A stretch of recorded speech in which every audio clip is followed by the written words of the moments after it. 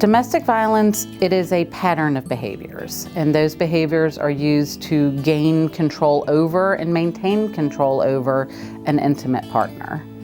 And those actions and those behaviors may be all kinds of different behaviors.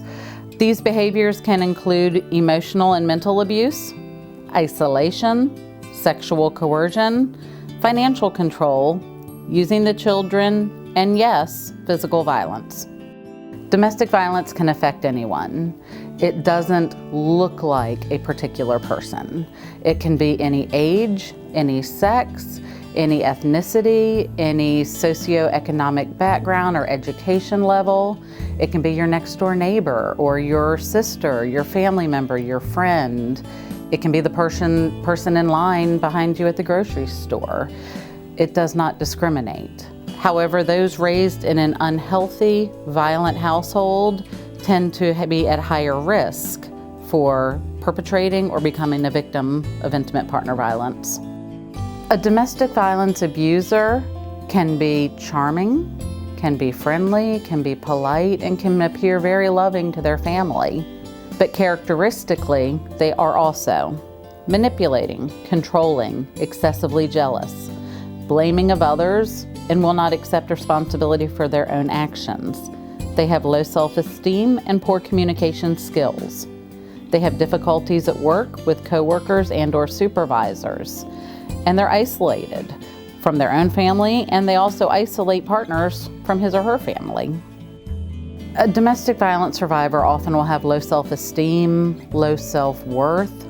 They're isolated from friends and family, often to the point of having no friends. They're walking on eggshells, they're appeasing of others, financially and emotionally dependent on their abuser. Oftentimes they have limited resources and are just stuck in this cycle. Friends and family members often ask us, how can I help? And it's pretty simple.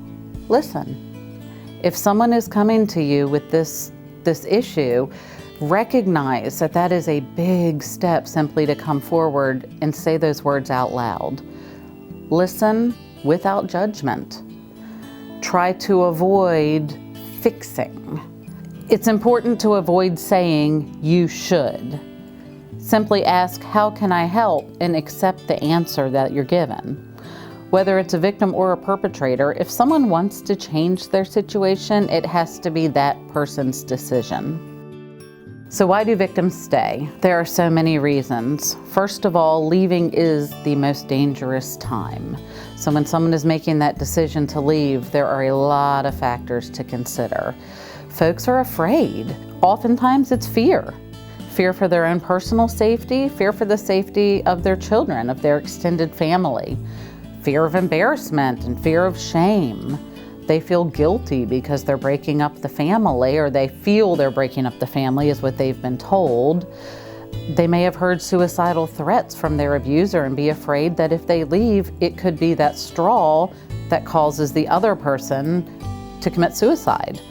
It could be financial dependence, the need for employment, the need for childcare, the need to be self-sustaining. Regarding the children, they may believe that they're breaking up the family as opposed to actually saving the family and protecting their children.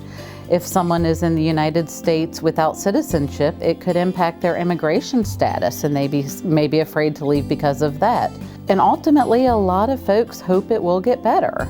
They believe it when their abuser says this is the last time, and they have hope. So it takes a lot of planning to make an exit plan in a safe way, knowing that's the most dangerous time.